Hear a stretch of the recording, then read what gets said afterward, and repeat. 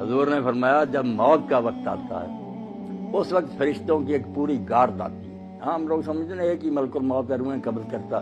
اس سے آگے لوگوں نے پھر ایک ردہ رکھ لیا کہ جب ایک ملک الموت ساری زمین پر اتنے جہان پر گھومتا اور سب کی جانیں نکالتا تو حضور اگر حاضر ناظر ہو جائیں پھر کیا؟ یہ ہمارے دوست کہتے ہیں یہ بات ہی غلط ہے. ایک ملک الموت کب جانے قبض کرتا؟ بے شمار فرشتے ہیں اس کے مدد. وہ انچارج ہے محکمے کا, اس کے تحت تتوفاہم الملائکہ, بے شمار فرشتے. تو اللہ کے رسول نے فرمایا پورا دستہ, ایک انسپیکٹر ہوتا اس کے ماتحت سپاہی ہوتے, وہ آ کر اتنی دور بیٹھ جاتے ہیں جہاں تک مردے کی نظر جاتی ہے. وہ نہیں قریب آتے, باقی سب سپاہی بیٹھ جاتے ہیں.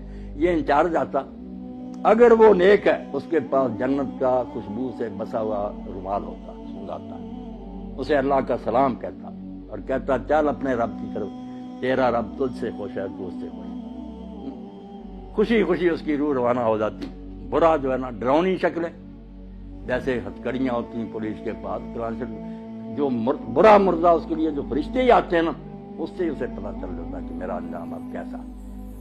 مسکراتے چہروں کی بجائے ڈرونی شکلیں, بدبودار رومال, غضب آلود نگاہیں, وہ چھپتی پھرتی پھر روح نکالتے مار مار. اور اسی وقت جب وہ رومال میں اس کو لپیٹتا دوسرے سپاہی آگے آ جاتے ہیں, اس سے وہ وصول کر لیتے ہیں, نیک روح تو لے کر جاتے ہیں. اللہ کے رسول صلی اللہ علیہ وسلم جہاں جہاں سے گزرتے ہیں خوشبو پھیلتی جاتی اور ساری مخلوق کہتی ہے مرحبا, مبارک ہے تیرا آنا یار, تو نے ہم سب کو نا معطر کر. اور اگر برا تو بدبودار رومال, بدبو پھیلتی اور سارا جہان لعنت کرتا کہ تو کیسی منحوس روح ہے, ہمارا دماغ ہی خراب کرے. آسمانوں پر جاتے ہیں, پھر وہاں اجازت مانگتے ہیں کہ دروازہ کھولا جائے, کھولتے جاتے ہیں نیک کے لیے. 7 آسمان پر کے اللہ کی عدالت میں لے جاتے ہیں. حکم ہوتا ہے کہ اس کا سارا جو ہے نا اندراج وہ علیین میں کر دو. جو علیین سجین مشہور ہے کہ کوئی 2 جگہ جہاں روئے رہتی ہے, غلط بات ہے. علیین سجین صرف آفس ہے, دفتر ہے, وہاں نیک لوگ جو ہیں ان کا اندراج ہو جاتا ہے کہ یہ شخص فوت ہو گیا. اس کی پوری کتاب جو زندگی تھی وہ بھی جمع کرا دی جاتی کہ یہ اس کا سارا ریکارڈ ہے. دوبارہ حکم ہوتا ہے کہ زمین میں سے میں نے اس کو پیدا کیا, وہیں لے جاؤ, زمین سے ہی دوبارہ اس کو پیدا. وہ روح واپس آ جاتی ہیں پھر اسی قبر کی طرف. برے کی روح لے کر جاتے ہیں. جب حضور صلی اللہ علیہ وسلم فرمایا, اللہ کہتا نہ آسمان کے دروازے نہ کھولو, میرے دربار میں نہ دفع کرو, اس کو گار دو, اس کو 7ویں زمین کے نیچے پھینک دو, وہاں ہی رہ, وہاں سے نکالیں. لمبی حدیث ہے جو حضرت سے برا ابن عبد. نیک لوگوں کی روحیں خوشی میں ہوتی, کیسی پاک زندگی ان کی. حدیث پاک میں آتا ہے سنن ابن ماجہ کے, جب اس کو فرشتے آ کر حساب کے لیے کہتے ہیں نا کہ جواب دو سوالوں کا, تو منظر دکھایا جاتا ہے سورج غروب ہونے کا. جب وہ مردہ ہوش میں آتا ہے اور فرشتوں کے سوالوں کے جواب دینا چاہتا, دیکھتا ہے کہ سورج غروب ہو رہا ہے, عصر کا وقت بھی تنگ ہو گیا, تو وہ کہتا دعو نہیں سر, مجھے ذرا مہلت دو, میں نماز پڑھ. وہ کہتے ہیں اللہ یاد تو اسے کیا حساب لینا جس کو اس وقت بھی نماز یاد. مگر یہ حال ان کا ہی ہے نا جو زندگی میں نمازی رہے, جن کو یہاں کبھی خیال ہی نہیں آیا کہ نماز نامی شاید بھی مسلمان کا کوئی کام ہے, انہوں نے وہاں نماز کو کیا یاد کرنا. یہ سچا مومن اس وقت کہتا ہے دیکھتے ہوئے کہ سورج جا رہا, تو کہتا ہے یار سوالوں کے جواب دوں گا میں, پہلے مجھے نماز پڑھ. بڑا خوش ہوتے ہیں. اور جب سوال کرتے ہیں تیرا رب کون ہے, تیرا دین کیا ہے, تیرا نبی کون ہے, دیتا تو کہتے ہیں ہم پہلے ہی جانتے تھے. اس سے پوچھتے تو نے یہ, اس نے کہا میں اللہ کی کتاب پڑھتا تھا, قرآن سے مجھے سب پتا. تو کہتے ہیں ہمیں تیرے بارے میں یہی توقع ہے, سو جا. جیسے دلہن آرام سے سوتی ہے, اور روزانہ پھر اس کو جنت کا مقام دکھایا جاتا. ہر روز پردے ہٹا کر صبح شام وہ دیکھتا ہے کہ آخرت میں میرے لیے یہ تیار. خوشیاں جیسے مہمان خانے میں ریسٹ ہاؤس میں بیٹھے نا, وہاں دیکھتا ہے کہ میرے لیے یہ انعام ہے, خوشیاں ہی خوشیاں. اور دوسرے کو صبح شام جہنم دکھائی جاتی, جیسے پھانسی گھاٹ دکھایا جاتا کہ یہ ہے تیرے لیے, اب پھانسی گڑے میں پڑنے. وہ بیچارہ پہلے ہی مرتا, مرنے سے پہلے روز مرتا ہے کہ یہاں میں جانے والا ہوں. اللہ فرماتا ہے نار یعرضون علیہا غدوا, صبح و شام فرعون اور اس کی جماعت جہنم کے آگے سے گزارے جاتے, وہ دکھائی جاتی. اور یوم القیامت یردون الی اشد, جب قیامت کا دن ہوگا سچ مچ داخل ہو جائیں. یعنی مرنے سے پہلے ہی فرشتوں کے شکلوں اور رویوں سے پتہ چل جاتا کہ میرا عشر کیا ہے, اور بعد میں جو قبر میں جاتے ہی شروع ہو جاتا. یا ایک سوال جو ہم لوگوں کو پریشان کرتا ہے کہ جب یہاں ہی سوال جواب ہوتے ہیں, لوگوں کو ثواب عذاب ملنا شروع ہوتا ہے, قیامت میں پھر کیا ہوگا؟ جو کہتے ہیں حساب کتاب قیامت کو ہونا ہے، ادھر آپ بیان کر رہے ہیں کہ سوال جواب ہوتے ہیں اور ثواب و عذاب ہوتا، یہ بھی آپ لوگ سمجھدار ہیں، سمجھنے کی بات ہے، ورنہ پریشانی ہوتی ہے۔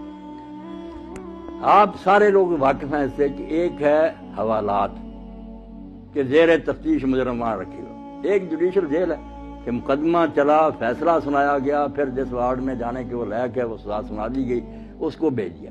جہنم ہے جوڈیشل جیل، پورا مقدمہ سماعت ہو کے کس قسم کا مجرم ہے کہاں بھیجا جائے، یہ قیامت کے دن ہوگا۔ اور یہ جو ہے یہ صرف سرسری بات پر، جیسے پاسپورٹ دیکھا، ویزا دیکھا، چلو ادھر اس کو بھیج دو، یہ صرف ایسے ہے کہ یہ مہمان خانے میں بیٹھے ہوئے ہیں، خوشیاں منا رہے ہیں کہ آخری دعوت ہمارے لیے یہ ہے، جنت دکھائی جاتی ہے، برے ڈر رہے ہیں۔ اب یہاں یہ بھی سوال پیدا ہوتا ہے کہ ساتھ ساتھ ہی کیوں نہیں معاملہ طے ہو جاتا؟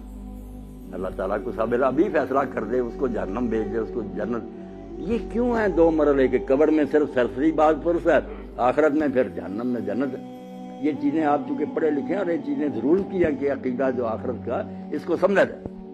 بات اصل میں یہ، اور بڑی نازک بات ہے جو قرآن حدیث نے بتائی، توبہ توبہ ہم اس کی طرف دھیان نہیں کرتے کہ نیکی بدی وہ نہیں جو آپ نے مرنے تک کی، کھاتا آپ کا بند نہیں ہوا، آپ مر گئے کھاتا چلتا۔ یہ جب تک یہ کارخانہ سٹاپ نہیں نہ ہوتا، میزان نہیں لگ سکتی کہ میری نیکیاں کہاں کا اپنا اثر دکھایا، میری بری مثالوں نے کتنے لوگوں کو گمراہ کیا۔ یہ جب قیامت آئے گی نا، اس وقت ہوگا کہ ڈاکٹر صاحب نے کتنے لوگوں کو دین کی طرف رغبت دلائی، ان کی وجہ سے کتنے لوگ دیندار بنے، انہوں نے اپنی اولاد کو، یہ سارا حصہ قیامت کے دن نکلنا۔ اللہ کہتا ہے نکتب ما قدموا وآثارا، ہم وہ بھی لکھتے ہیں جو زندگی میں تم نے آگے بھیج دیا، اور وہ بھی لکھتے ہیں جو فٹ پرنٹس ہے، آپ کے قدموں کے نشان رہ گیا نا، اور لوگ اس پر چل رہے ہیں۔ اس لیے اللہ کے نبی علیہ السلام کی نیکیوں کا آپ اندازہ کریں۔ یہ جو ہم کہتے ہیں نا حضور کو یہ ثواب پہنچانا، یہ بہت بعد میں تنگ ذہن والوں نے نکالا۔ رسول اللہ کو پہنچانا کیا؟ جو نیکی امت کرتی ہے نا، میں نے قرآن پڑھا، نماز پڑھی، روزہ رکھا، ہر ایک امتی کے اس عمل میں سے ایک آپ کے کھاتے میں جا رہا ہے، صحابہ کے جا رہا ہے، اماموں، انہوں نے دین ہم تک پہنچایا۔ جو نیکی سکھائے گا، جتنے اس کے بعد جہاں تک وہ چلتی رہے گی، اس کو ثواب ملے گا۔ یہ ایسا بینک کا کھاتا ہے جو بند نہیں ہوتا۔ اور برائی بھی اگر آپ نے شروع کر دی کہ اچھا بڑا گاؤں تھا، آپ نے کوئی لڑکی اغوا کر رہی، کوئی قتل کر دیا، دشمنیاں ہو گئیں، آگے خون خرابے قیامت تک چل رہے ہیں، تو آپ کو ایسا نہیں ملنا۔ اگر ہٹلر نے جنگ عظیم لگا دی اور ساری مہنگائی ہوگی، دنیا مر گئی، تو اس کو ثواب مل سکتی ہے دنیا میں؟ کون سی عدالت تھی؟ اس کے پاس کتنی زندگیاں تھی کہ اس کو بار بار ایک ایک کے بدلے مرا، لاکھوں تو انسان مرے۔ اب قیامت کا دن چونکہ وہاں بار بار زندہ ہونا، بار بار مرنا، یہ عدالت نے سنا، اس کو اتنی بار پھانسی دی ہے۔ یہ بیچارے کہتے ہیں قانون کے مطابق اس کو دینی تو چاہیے مگر دے نہیں سکتے، وہاں سچ مچ جیت جائے گی۔ تو یہ نیکی اور بدی کا جو لمبا چوڑا تصور ہے کہ نیکیاں بھی جہاں جہاں جا رہی ہیں، یہ بھی آپ کے کھاتے میں پڑی۔ اسی لیے اللہ کے رسول علیہ السلام فرماتے ہیں آدم کا پہلا بیٹا جس نے اپنے بھائی کو قتل کیا، اب جب قتل ہوتا ایک گناہ اس کے کھاتے میں اور قتل کا پڑتا جاتا کہ تو نے یہ سننا شروع کی۔ اگر یہ بد رسم تو شروع نہ کرتا تو کیوں انسانوں میں قتل؟ اب جب تک قیامت نہیں آتی آپ سمجھ گئے کہ کھاتا نہیں پتہ چل سکتا کہ اس کی نیکیاں کتنی بنی، برائیاں کتنی بنی۔ اس لیے محتاط رہنا چاہیے کہ میں اپنے طرز عمل سے کہیں اولاد کو گمراہ نہ کر لوں، میرے دوست نہ بگڑ جائیں، میرا خطبہ سننے والے نہ، میں مر جاؤں گا مگر میرے گناہ کی جو گٹھڑی ہے یہ بھاری ہوتی جائے گی۔ کوشش کروں کہ میں اچھی مثال قائم کروں تاکہ اس پر لوگ چلیں، تو میرے مرنے کے بعد بھی وہ ثواب مجھے پہنچتا رہے۔ اس لیے اس کے سوا کوئی چارہ نہیں کہ جاتے وقت صرف سرسری کاغذات دیکھے جائیں، ان کو مہمان خانے میں ٹھہرا دیا جائے، ان کو حوالات میں بند کر دیا جائے، اور انتظار کرے آخری عدالت کا کہ جب آخری عدالت آئے گی پھر ہاتھ پاؤں بولیں گے، فرشتے گواہی دیں گے، زمین بولے گی، سارا تیرے نیکی بری کا کچا چٹھا آ جائے گا، جنت دوزخ کا فیصلہ اس وقت ہوگا۔ اور جنت دوزخ بھی کوئی ایک نہیں، اب جنت کا نبی علیہ السلام نے فرمایا کہ تم سمجھو بس جنت میں چلے ایک برابر ہے، وہاں 100 درجہ جنت۔ ہم دیکھتے نا کہ بینک بنے اتنی منزل، 100 منزل، اور منزل بھی اتنی دور، فرمایا یہ زمین ہے جتنی دور آسمان ہے وہاں دوسری جنت، اتنی دور ہی پھر تیسری جنت، 100 آسمان زمین جو نا اتنے ہیں۔ اور سب سے آخری جو ہے وہ فردوس ہے، سب سے آخری، جس میں اللہ کے رسول نے فرمایا اس کی جو چھت ہے اور اللہ کے عرش سے نیچے سب سے اوپر اللہ کا تخت ہے، اس سے اوپر فردوس کی چھت ہے۔ اس فردوس کی چھت کا نام عربی زبان میں الوسیلہ ہے۔ اور وہ صرف ایک بندے کو الاٹ ہوگا ساری کائنات ہے، وہ کتنا خوش قسمت ہوگا. اور وہ کون ہے؟ خود محمد رسول اللہ صلی اللہ علیہ وسلم. فرمایا وہ ایک آدمی کو ملنا ہے اور امید ہے کہ میں ہی ہوں، مگر میں دعویٰ نہیں کر سکتا. تم میرے لیے اذان کے بعد وہ مانگو. اس لیے ہم جو ہے صلی اللہ علیہ وسلم میرے لیے وہ مقام اور مرتبہ مانگو. ہم کہتے ہیں آتے محمد علیہ وسلم کہ اللہ جو تیرے قریب کا وہ مقام ہے وہ حضور کو دے. تو اس جنت میں بھی بہت مراتب ہے، اس لیے جتنی جتنی نیکیاں بنیں گی، کوئی نیچے کی منزل میں رہ جائے گا، کوئی دوسری میں، کوئی 100ویں میں پہنچے گا. اور جہنم میں بھی اسی طرح بہت طبقے ہیں، ایک ہی نہیں کہ سارے ایسے ہی مجرم ایک ہی طرح اکٹھے کر لیں. نہیں، جیسے پھانسی والوں کی کوٹھیاں الگ ہیں، دوسروں کی آسانیاں، جہنم میں بھی کسی کے گناہ معمولی ہے اس کو ہلکا عذاب ہوگا. جیسے ابو طالب میں رسول اللہ کے چچا، تو نبی علیہ السلام سے جب پوچھا کہ اللہ کے رسول، حضرت عباس نے پوچھا، بھائی تھے ان کے ابو طالب، کہ آپ کے چچا نے آپ کی اتنی حمایت کی، دشمنوں کے مقابلے میں اس طرح وہ سینہ تان کر کھڑا رہا، حفاظت کرتا، آپ کی اس امداد سے اس کو کوئی نفع پہنچا؟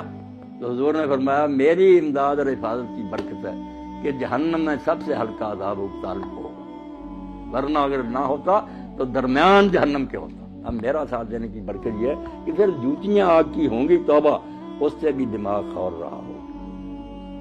باقی جو پھر بہت بڑی جگہوں میں ہوں گے، اللہ پناہ. اللہ کہتا ہے اس وقت تم سر جھکائے پھر یہ منت سماجت کرو گے کہ اللہ دوبارہ بھیج، تو اللہ نہیں سنے گا. پھر اب وقت ہے کہ موت آنے سے پہلے پہلے توبہ کر لو، باز آ جاؤ، چھوڑ دو برائیاں، نیک ہو جاؤ. پھر کوئی بات نہیں، تم سے جتنے جی چاہے گناہ ہوئے نا اللہ معاف